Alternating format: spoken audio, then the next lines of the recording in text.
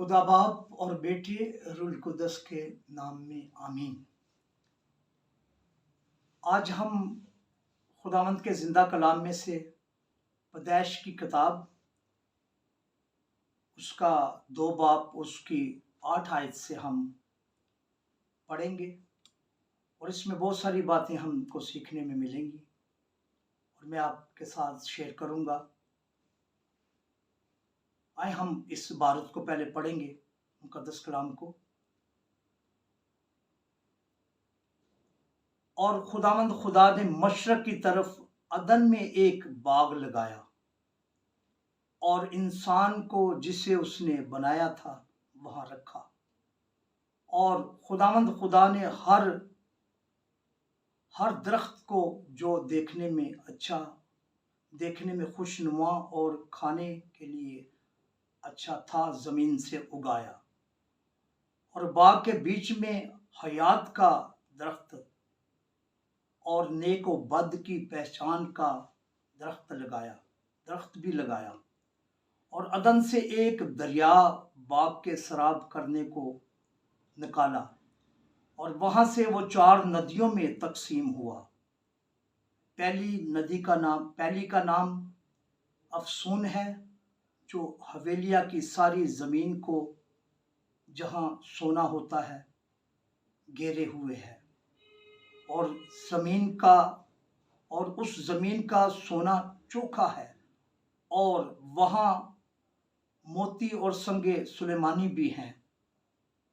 और दूसरी नदी का नाम जयून है जो कोश की सारी जमीन को घेरे हुए है। और तीसरी नदी का नाम दजला है जो असूर के मशरक को जाती है। और चौथी नदी का नाम अफरात है। और खुदामंद खुदा ने आदम को लेकर बाग अदन में रखा कि उसकी बागबानी और निगहबानी करे। और खुदामंद खुदा ने आदम को हुक्म दिया और कहा कि तू बाग के हर दरख्त का फल बेरोक टोक खा सकता है, लेकिन नेक व बद की पहचान के दरख्त का कभी ना खाना, क्योंकि जिस रोज तूने उसमें से खाया तू मरा।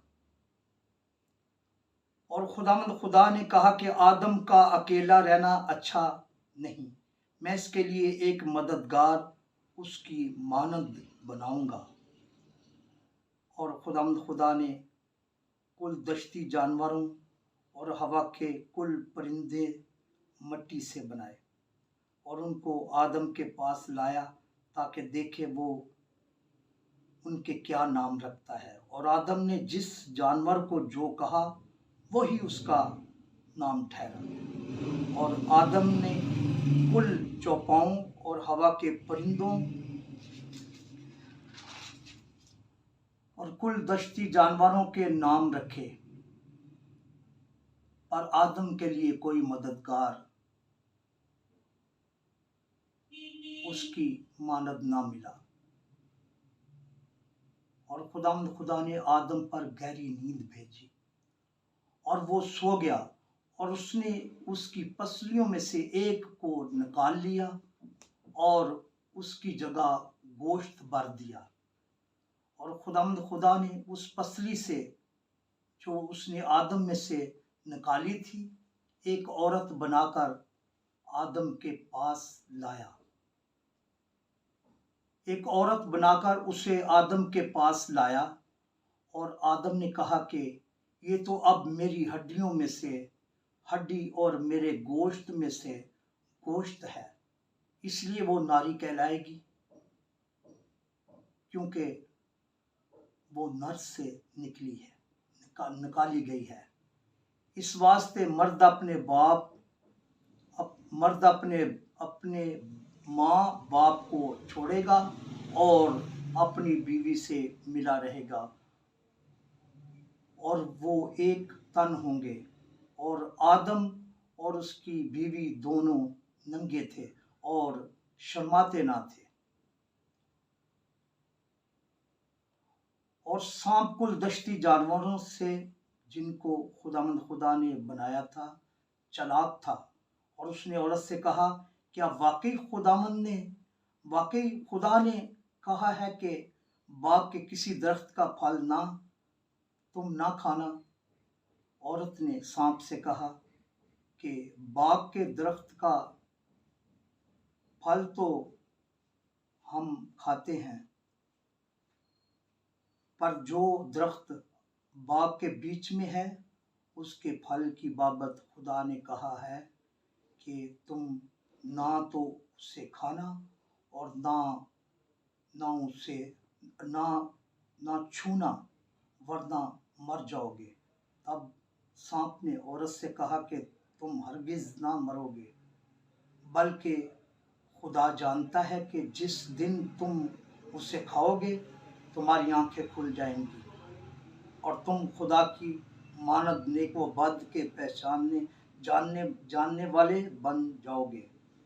औरत ने जो देखा कि वो दरख्त खाने के लिए अच्छा और आँखों को खुशनुमा मालूम होता है और अकल बख्शने के लिए खूब है, तो उसके फल में से लिया और खाया और अपने शौहर को भी दिया। और उसने कहा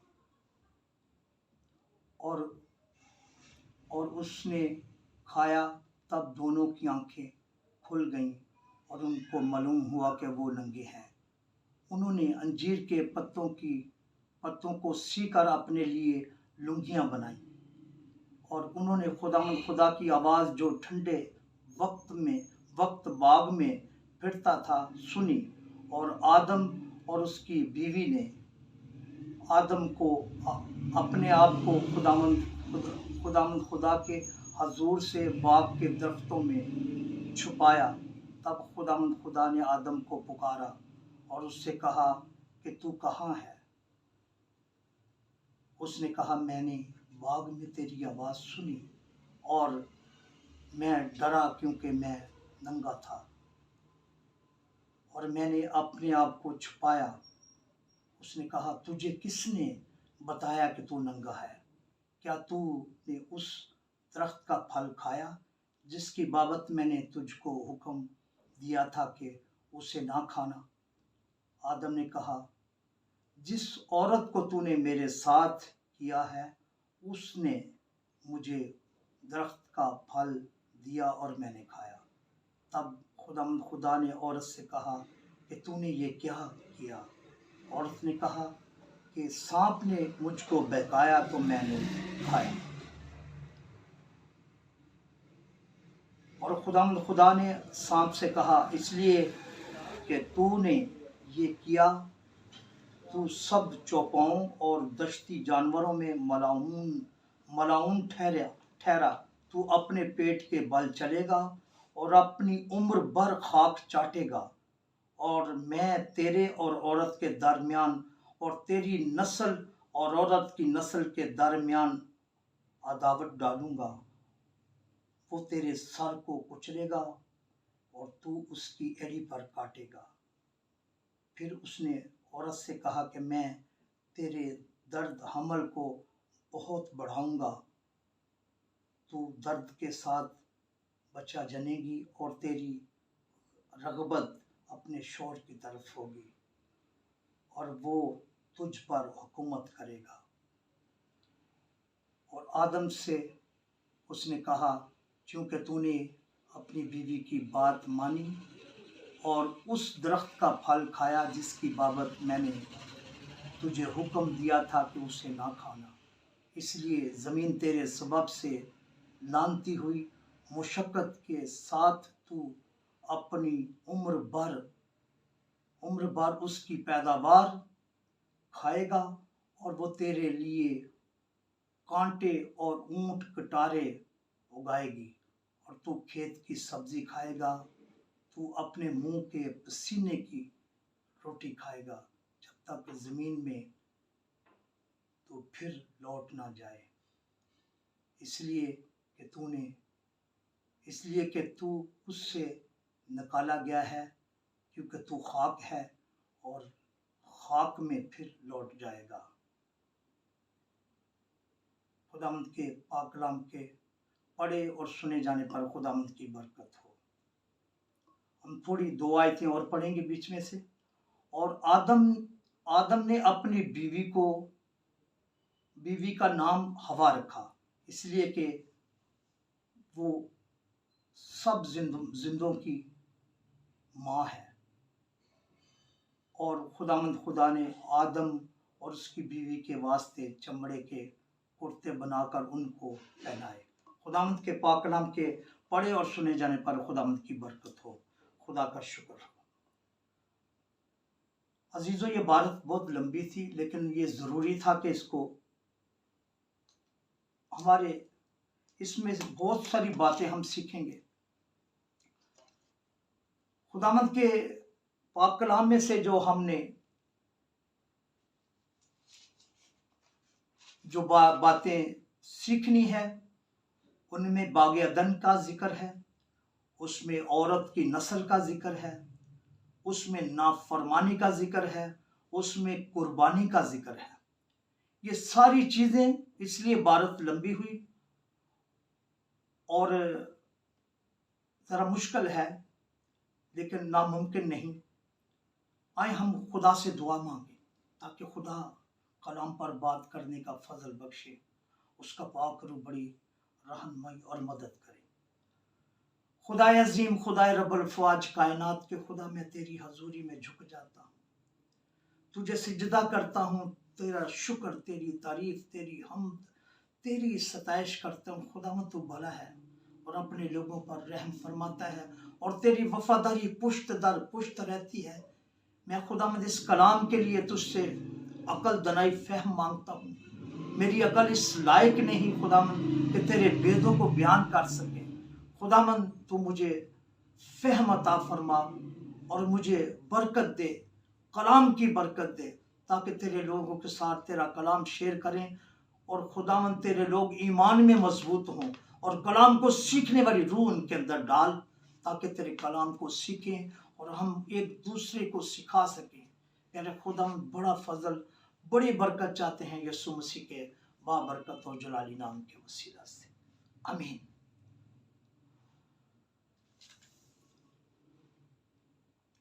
अजीजों, हम बात करेंगे जो हमने कलाम को पढ़ा है उसके ऊपर।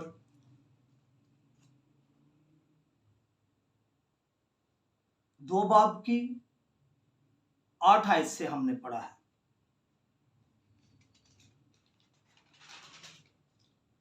और हमने इसको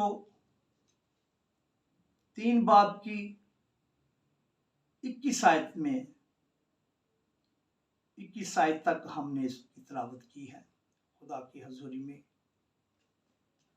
और अजीजों, इसमें हम सबसे पहले जो सीखेंगे ना बात, वो है बाग अदन की। मशरक में खुदा ने अदन में, मशरक की तरफ अदन में एक बाग लगाया।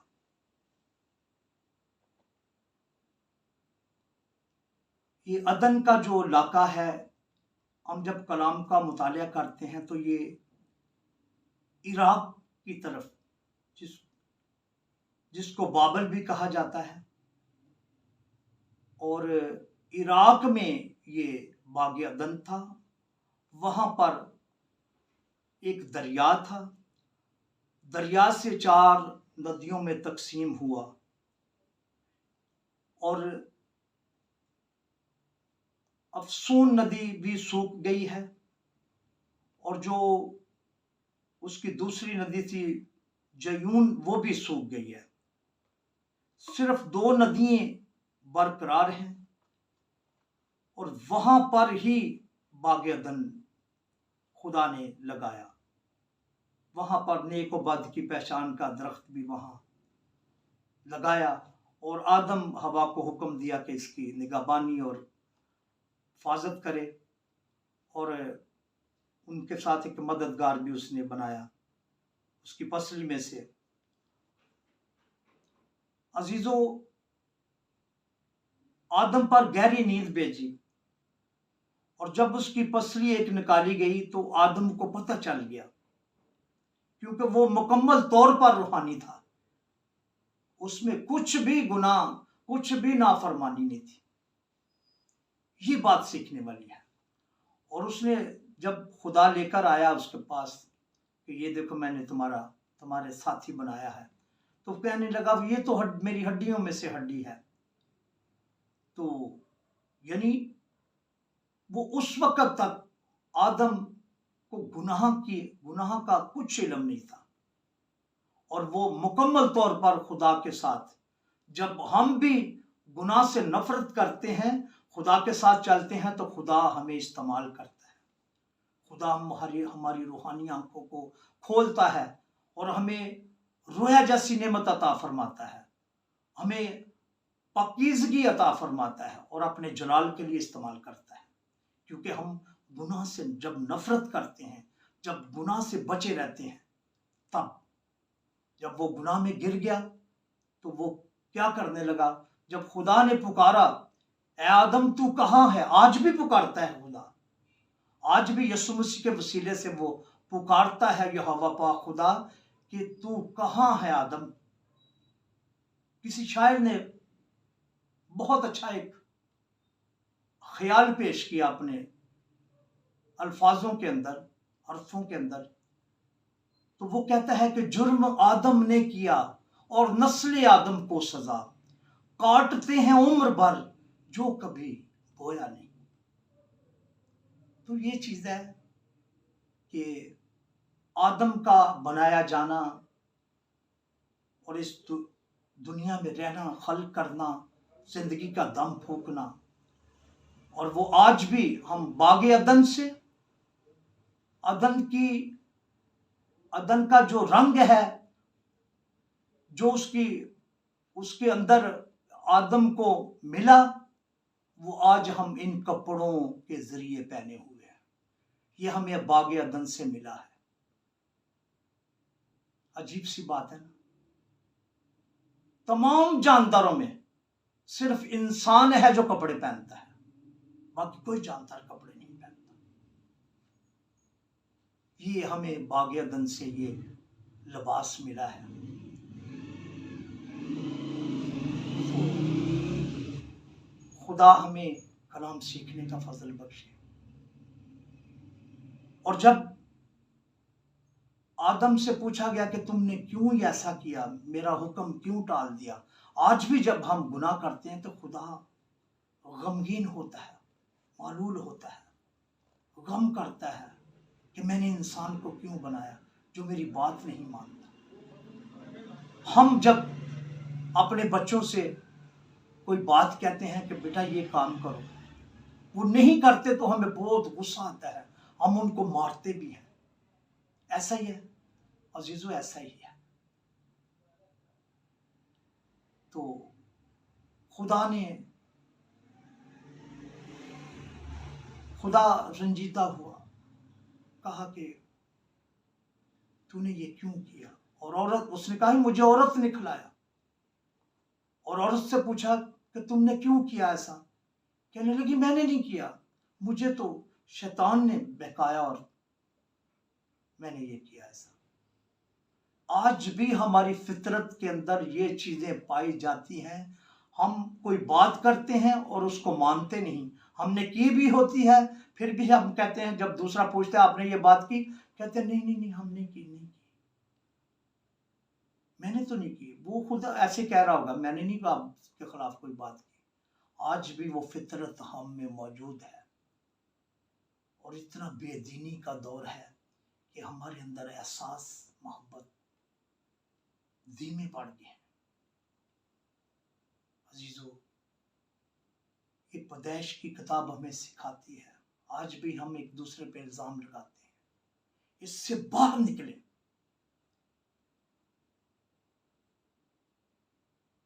और इसकी जो मेन हिस्ट्री है बागे अदन की, और पहला इंसान वहीं कत्ल हुआ। पहला इंसान हाबल कत्ल हुआ, और उसके भाई ने उसे कत्ल किया। ये वही सरजमीन है। और हाबल का कत्ल हुआ और पहली कब्र उसी जगह पर बनी। आजकल तो वो बाग-ए-अदन अपनी जगह पर कायम नहीं उस तरह से जैसे पहले था, लेकिन उसके निशानात मौजूद हैं। और जब कत्ल हुआ वहां पहली कब्र बनी और आलमे रवा भी वहां से ही शुरू हुई। तमाम दुनिया का जितना सिलसिला था वहां बाग-ए-अदन के आस पास से शुरू हुआ। वहीं 4 नदियां थी, उनसे वो शराब बाग को करते हुए आगे गुजरती थी। और इंसान की पैदाइश हुई, वहीं उसकी मौत भी हुई, वहीं वो दफन हुआ। इस तरह से आलमे रवा का जो दरवाज़ा था वही था। वहाँ से आलमे रवा जहाँ पर रूहें ज़मीन पर पाताल में चली जाती हैं। ये भी बाग-ए-अदन से हम सीखते हैं कि वहाँ पर मौजूद थे। और आज भी, और हम जब इसकी हिस्ट्री पढ़ते हैं तलमूद की किताब में, तो वो जो लिबास खुदावंद ने चमड़े के कुर्ते उनको बनाकर पहनाए, जो पहनाए गए, वहां पर कुर्बानी दी गई, वो अक्स यीशु मसीह का है। उनके छुटकारे के लिए, उस गुनाह से छुटकारे के लिए वो जानवर का खून बहाया गया। और वो कुर्ते जो उनको पहनाए गए, तलमूद की किताब में हम पढ़ते हैं, तो वो जब हजरत नूह अपनी कश्ती में बैठा हुआ था, उनकी जानें वहां थी, वहां पर तवारीख है ये, वहां पर वो कुर्ते मौजूद थे जो इस्तेमाल बाद में किए गए। तो उनमें बहुत पावर थी, कुर्बानी दी गई थी। नमरूद बादशाह ने उस आदम के कोड को इस्तेमाल किया और पूरी दुनिया में हुकूमत की, जहां जाता था फतह करता था। और उसने उसके दौर में बेशुमार नाफरमानियां भी हुई। वो नाफरमान निकला और उसने बेशुमार शहर बसाए। नमरूद बादशाह की स्टोरी जब हम पढ़ते हैं कलाम के अंदर, तो जुबानों का आजाद हुआ, खुदा ने जुबानों में इख्तलाफात पैदा किए। जब एक बुर्ज बना, बाबल का बुर्ज जब बनने लगा, तो वहाँ खुदा ने उनकी जुबानों में इख्तलाफात डाल दिए। जब इस दुनिया में पहली दफ़ा, उससे पहले एक ही जुबान बोली जाती थी, हर आदमी बोलता था एक ही जुबान, उनमें इख्तलाफात पैदा हुए और हर इंसान दूसरी मुख्तलिफ ज़ुबानें बोलने लगा, किसी को समझ आती किसी को नहीं। और वो बुर्ज बनने में खुदावंद ने उन ज़ुबानों को नाज़र किया ताकि वो सिलसिला वहीं रुक जाए। तो इस तरह से इसकी हिस्ट्री मैंने जो आपके सामने बयान की है। बाग-ए-अदन में नाफरमानी, खुदा का हुक्म हमने रद्द कर दिया और उसकी सज़ाएं हम आदम को मिली। उन सज़ाओं में हम भी हैं शामिल। जुर्म आदम ने किया और नस्ल आदम को सज़ा, काटते हैं उम्र भर जो कभी होया नहीं। तो अजीज़ों, ये कलाम मैं उम्मीद रखता हूँ कि आप सबके लिए इसमें कुछ सीखने के लिए होगा कि हम किसी पे इल्ज़ाम ना लगाएं, हम खुदा की नाफरमानी ना करें, हम खुदा से दूर ना हो जाए। किसी बुजुर्ग ने बड़ी अच्छी बात की, जन्नत क्या है और दोज़ख क्या है, फरदौस क्या है या दोज़ख क्या है। तो किसी बुजुर्ग ने बड़ा अच्छा उस सवाल का जवाब दिया। उसने बोला, खुदा की दूरी इंसान के लिए दोज़ख है और उसकी कुर्बत उसके लिए जन्नत है। फरदोस है। तो इस कलाम के वसीला से खुदा आप सबको जो देख रहे हैं बरकत दे, और मुझे भी कलाम को सीखने का और आगे आप तक पहुंचाने का फजल बख्शे, ताकि मैं इस कलाम की सच्चाइयों को आपके सामने आपके साथ शेयर कर सकूं। और इस हमारे चैनल को लाइक करें, शेयर करें और इसके लिए दुआ भी करें। मेरी ज़िंदगी तो ऐसे थी फजूल में, और मैंने कलाम को अब सीख रहा हूँ। सीखा क्या, कोई भी नहीं सीख सकता, सारी उम्र गुजर जाती है, लेकिन एक पढ़ा लिखा ना होकर मैंने सीखा।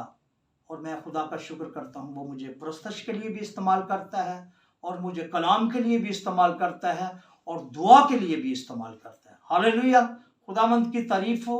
और इस कलाम के वसीला से, यीशु मसीह नासरी नाम के वसीला से आपके ख़ानदानों को खुदा बरकत दे, और आप सबको भी बरकत दे, और आपके कारोबार में भी बरकत डाले, और आपको ये फजल बख्शे ताकि हम कलाम पर तवज्जो करें, ताकि भलाई देखें और कलाम पर अमल करने वाले हों, ताकि हम जब यीशु मसीह के तख्त के सामने जाएं तो शर्मिंदा ना हो, बल्कि दलेरी के साथ हम जा सकें, और हमारा चाल चलन यीशु मसीह के मुताबिक हो, और इस दुनिया में हम उसके नाम को जलाल और इज़्ज़त बख्शते रहें। अपने कामों से इज़्ज़त बख्शें, हम उसको जलाल नहीं दे सकते, वो तो खुद जलाली है, लेकिन हम अपनी बातों से उसको जलाल दे सकते हैं, अपने कामों से, अपने गुफ्तार से हम अच्छे बोल सकें, लोगों की इज़्ज़त कर सकें, लोग हमें हमारी तारीफ़ करें, तो ये यीशु मसीह की तारीफ़ होगी।